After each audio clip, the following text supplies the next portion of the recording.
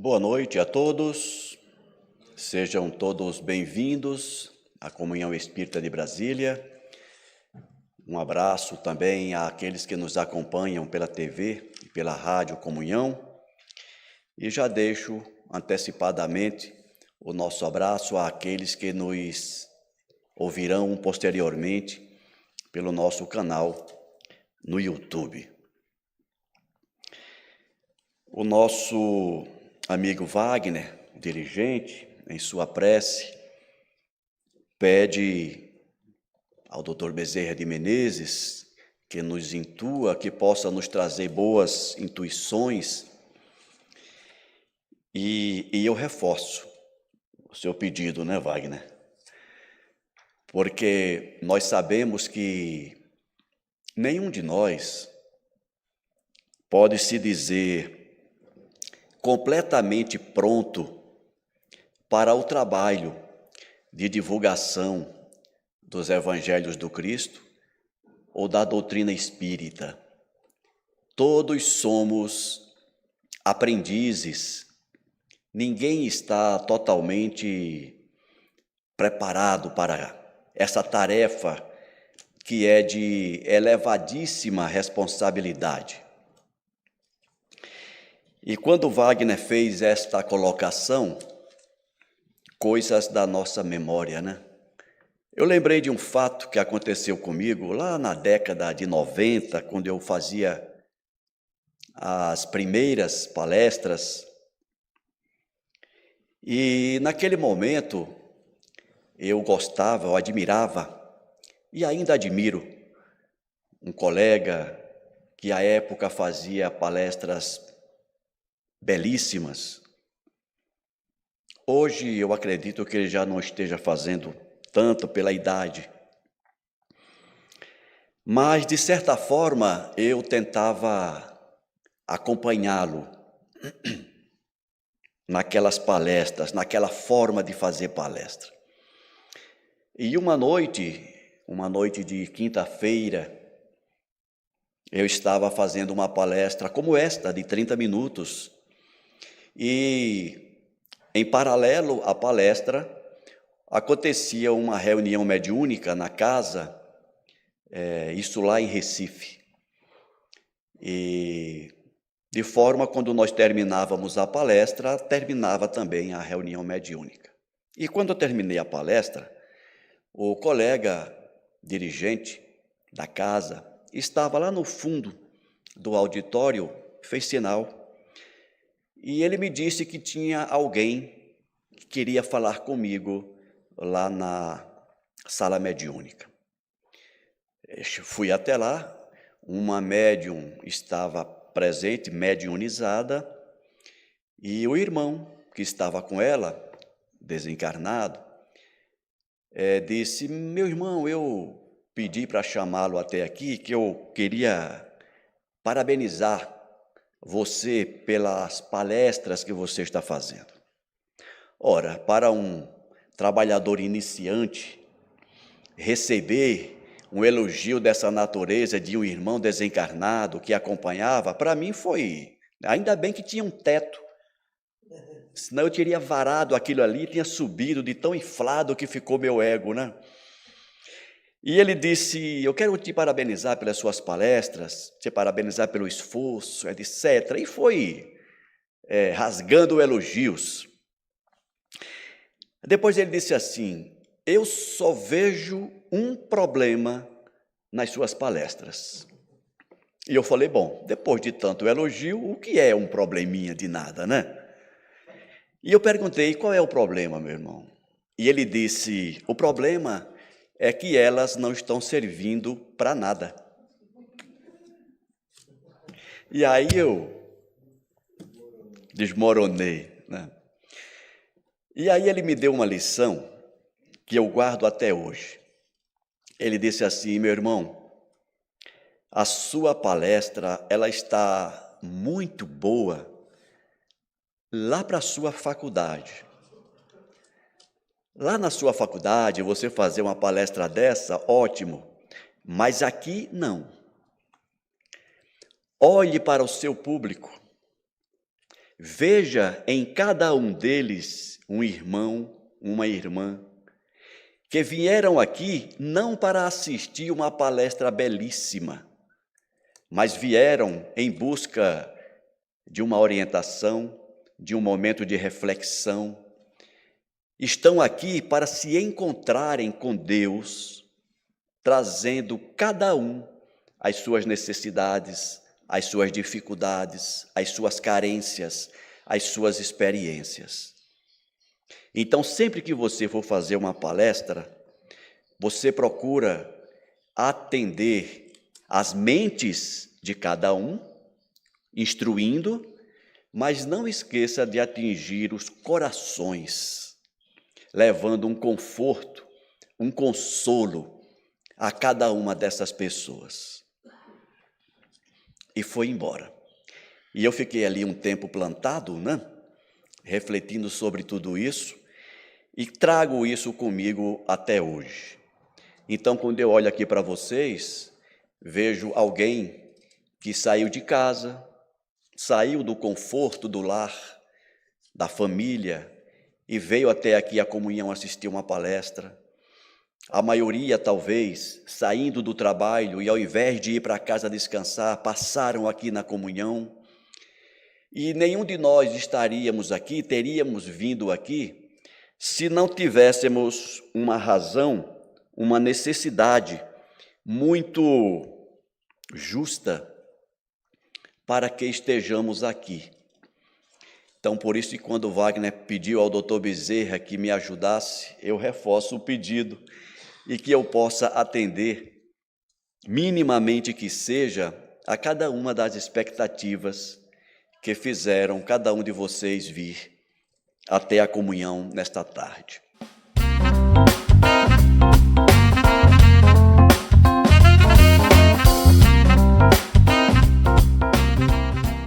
O tema que nós vamos abordar hoje está no capítulo 65 do livro Fonte Viva, do Emmanuel, pela psicografia do Chico Xavier. E eu aproveito para dizer também que quando eu cito, e normalmente eu cito a referência do tema, a intenção é fazer com que vocês, após a palestra, chegando em casa, possam, aqueles que tiverem, acessar o livro Fonte Viva na questão, no capítulo 65, fazer uma leitura, uma reflexão, tentando trazer para a realidade de cada um aquilo que ouviram nas palestras.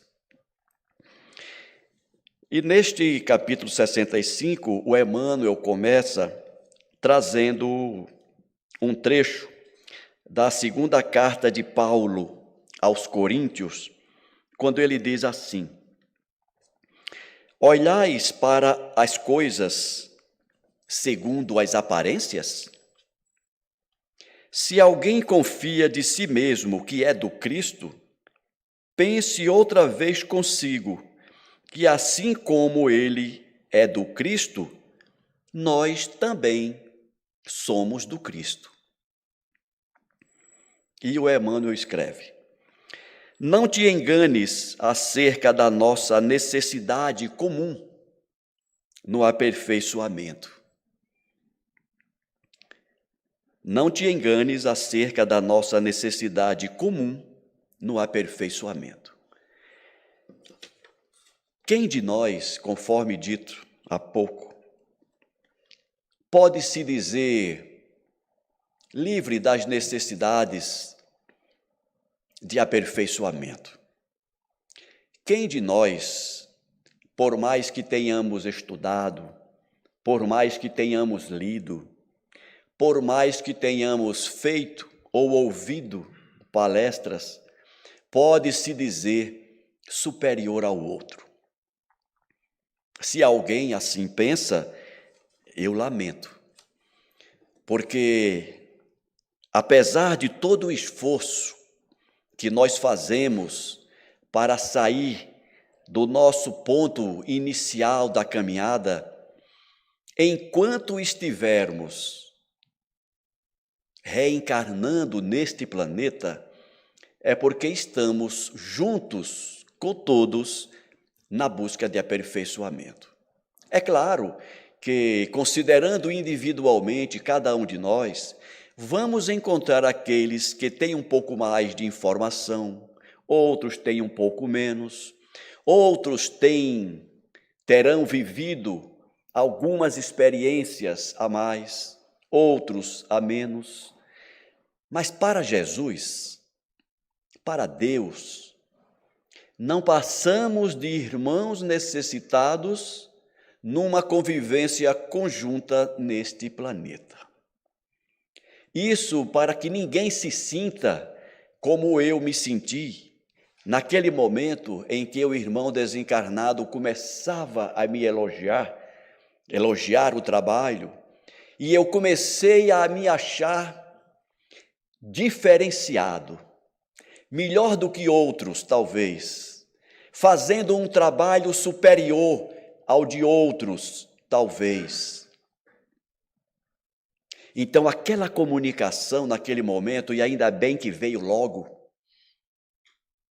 me fez perceber que, por mais que façamos, não passamos de irmãos de necessidades, juntos neste planeta, em busca de aprimoramento.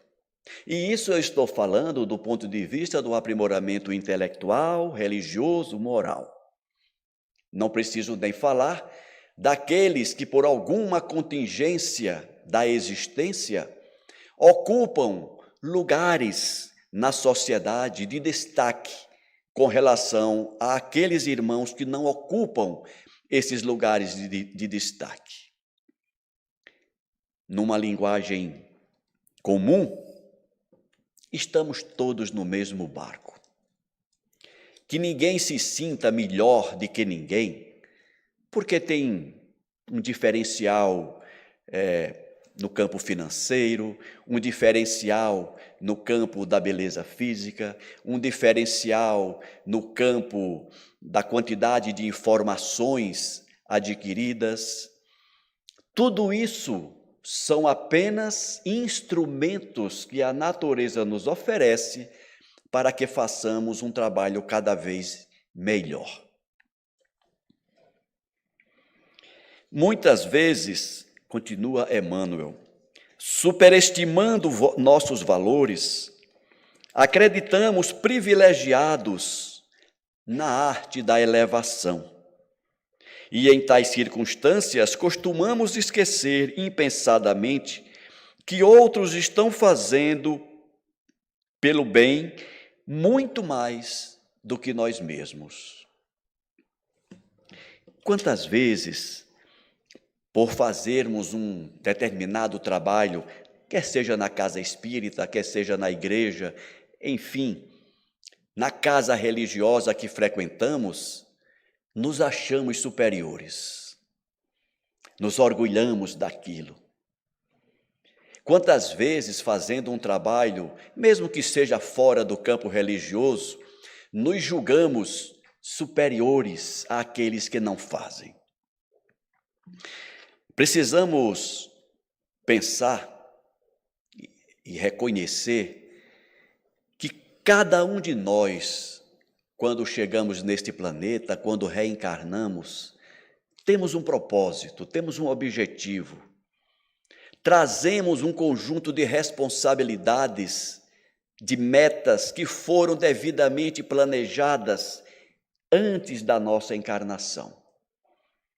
E muitas vezes, o ápice de realização de determinado irmão pode não ser efetivamente no campo da divulgação religiosa, doutrinária, ou mesmo no campo da caridade expositiva, quando fazemos aos olhos da maioria.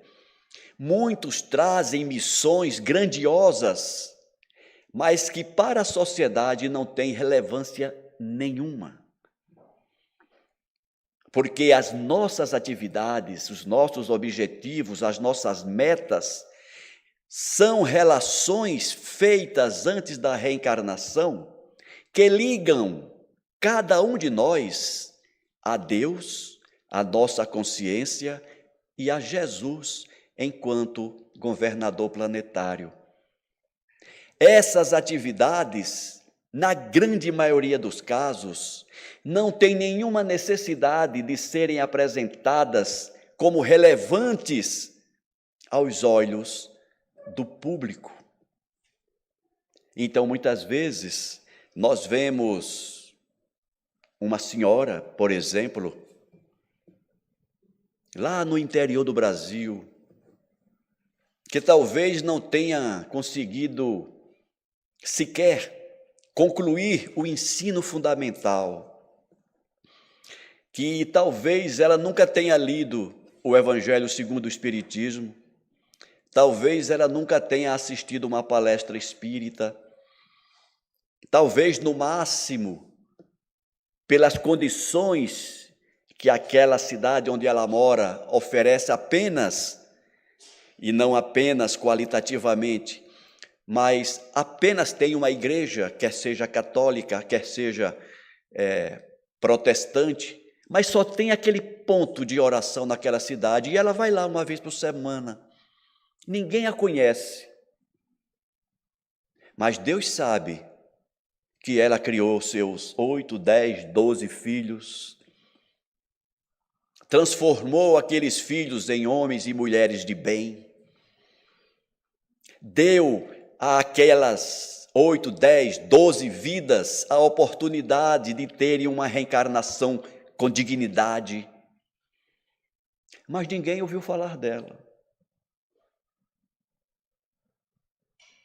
E muitas vezes, um de nós, com um pouco mais de informação, pode olhar para ela e dizer assim: nossa, que encarnação pequena, não conhece quase nada. E a gente se julga superior, porque fizemos faculdade disso, faculdade daquilo, porque nós já fizemos o ESD, o estudo sistematizado da doutrina espírita.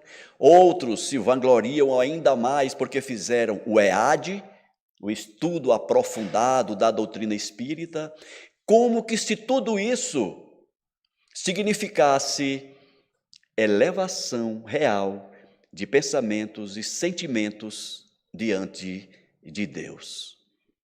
E muitas vezes tudo isso vai servir apenas para inflar o nosso ego. Pensemos sobre isso. Este ano, o Grupo Espírita Peixotinho, que eu tenho o privilégio de coordenar, é um grupo de estudo que existe lá no prédio do Comando da Aeronáutica. Nós fundamos, eu e mais 3 colegas, um deles, o Adilson, presidente desta casa, fundamos este grupo de estudo naquela época. Está lá até hoje. E este ano, diferentemente de outros, nós nos juntamos com uma casa que fica lá no Novo Gama, a Seara Espiritual a Caminho da Luz, e fizemos uma campanha conjunta de agasalho.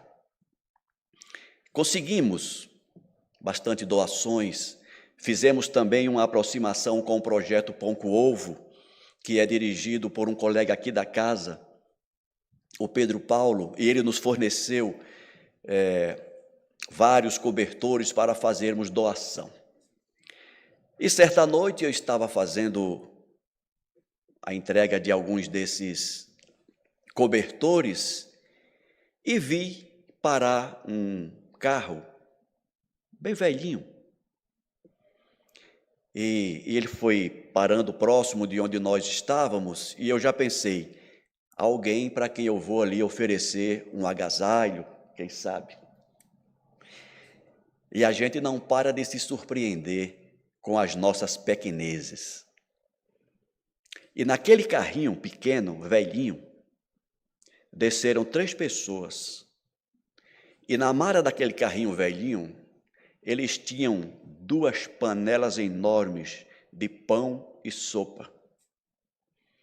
E estavam ali para distribuir para aquelas pessoas que estavam, naquele momento, dormindo na rua. E você pensa assim, caramba, eu estou aqui me achando porque eu estou distribuindo cobertores e as pessoas estão ali. Talvez não, que depois eu fui conversar com eles não tinham feito campanha nenhuma, não receberam doação nenhuma. Foi com recursos próprios. E ao mesmo tempo que eles doavam, eles pediam desculpa, porque eles só tinham pão e sopa. Eles não tinham mais nada para oferecer. Eu não busquei mais informações, obviamente, mas pela aparência, para usar a palavra que o Paulo usou aqui em sua mensagem, pela aparência não eram pessoas de grandes recursos financeiros. Certamente, conforme o exemplo do óbolo da viúva, tiraram do que não tinham para produzir aquela sopa, comprar aqueles pães e levar aquela oferenda, aquela oferta, melhor dizendo, para aqueles irmãos que, bem mais necessitados do que nós, estavam naquela situação de rua.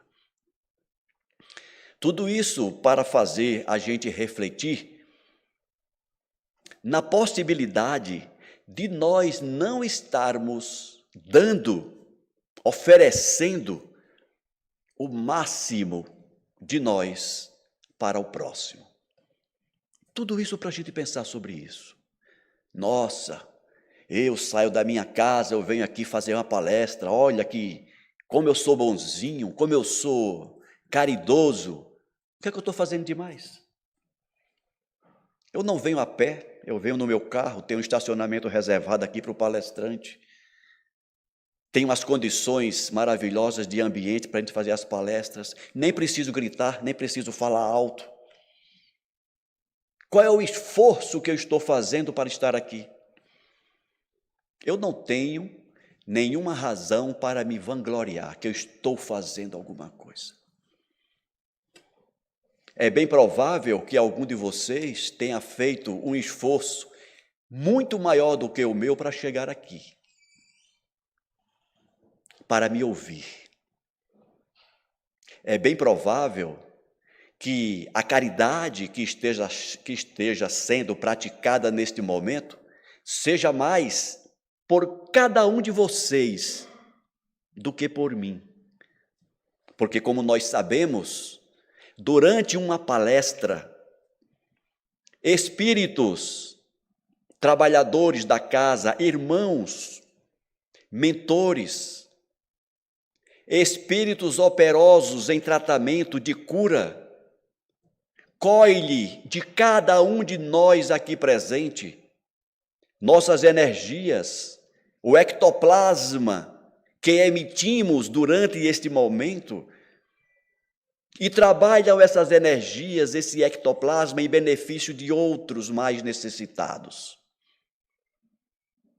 Então, nesse sentido, cada um de vocês, aqui sentados, aparentemente fazendo nada, apenas ouvindo, podem estar contribuindo muito mais do que eu. De maneira que todos nós, cada um de nós, na exata medida das suas potencialidades, pode e deve contribuir para o bem do próximo. Eu sei que muitos, quando se decidem vir a esta casa, o que motiva a vinda é talvez uma necessidade. Eu vou assistir a palestra hoje porque o dia foi difícil e eu preciso me restabelecer. Eu vou tomar um passe. Eu vou porque eu estou passando por problemas e eu vou buscar um pouco de harmonia. Normalmente são esses os motivos que nos trazem. Mas ninguém é tão pobre que não tenha o que oferecer, nem tão rico que não tenha o que receber. Então tenham certeza de que ao estarem aqui, cada um de nós estamos contribuindo com aquilo que podemos contribuir. Então, nunca deixem de se dar a esta oportunidade de ser útil. Eu citei alguns exemplos de utilidade no campo material, mas não é só aí que a gente pratica a caridade.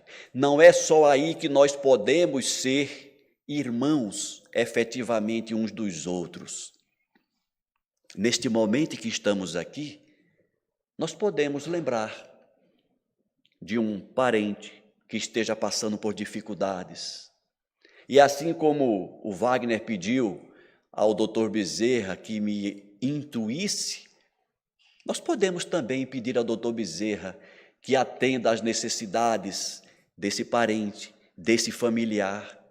Certamente seremos ouvidos. Pedirmos ajuda para aquele colega de trabalho que passa por dificuldades. Pedirmos ajuda para aquele chefe que não se comporta bem no papel de chefia, que oprime os seus comandados. Vamos pedir ao Dr. Bezerra que ajude essa pessoa a rever o seu comportamento, que ela se torne uma pessoa melhor. Então, é nesse sentido que todos nós somos do Cristo. Ninguém é melhor do que ninguém. Quantas vezes nós, talvez pelo fato de sermos palestrantes, ouvimos das pessoas: ora por mim. Quando você for à palestra hoje, faz uma oração por mim. Por que você não pede para você mesmo? Ninguém melhor do que você para saber qual é a sua necessidade. Eu não sou superior a nenhum de vocês, eu não estou mais próximo do Cristo pelo fato de ser palestrante. Todos nós somos irmãos e o Cristo, Jesus, nos ouve a todos, independente do papel social que nós tenhamos, como palestrante, dirigente, etc. Não existe isso. Estamos todos juntos, experimentando talvez as mesmas necessidades. E precisamos saber que o Cristo está à disposição de todos e nos ouve a todos, se nos dirigirmos a Ele com firmeza de pensamento, com sinceridade de emoção, e fizermos os nossos pedidos de acordo com as nossas necessidades e de acordo com o que o coração nos demanda. Vamos ficando por aqui. Vamos agora nos preparar para a prece de encerramento. Aqueles que se sentirem à vontade podem fechar os olhos para facilitar a concentração. E neste momento vamos pensar que Jesus não está distante de nós. Onde houver um ou mais reunidos em meu nome, lá eu estarei. E aqui Ele está, ouvindo cada pensamento, cada sentimento, cada dúvida, cada medo, cada situação que nos envolve. Ele está também ouvindo as necessidades daquele familiar, daquele parente, daquele amigo, que neste momento está na tela mental de cada um de nós. E Ele está atendendo, de acordo com a nossa necessidade e o nosso merecimento, todos os nossos pedidos. Todas as nossas dores estão sendo atendidas. todas as enfermidades estão sendo tratadas, todos os medos estão sendo retirados, para que apenas a fé, a confiança, a coragem e a certeza da presença de Deus em nossas vidas permaneça em cada um de nós. E ao sairmos daqui, retomaremos nossas vidas com coragem, com a certeza de que Jesus é conosco, agora e eternamente. Que assim seja. Graças a Deus e graças a Jesus.